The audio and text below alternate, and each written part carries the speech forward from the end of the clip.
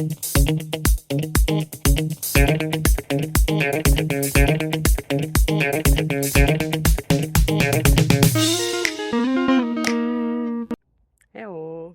So today is sports day, so it's time to do something for us, for our body, and of course for our mind. So how about this next question?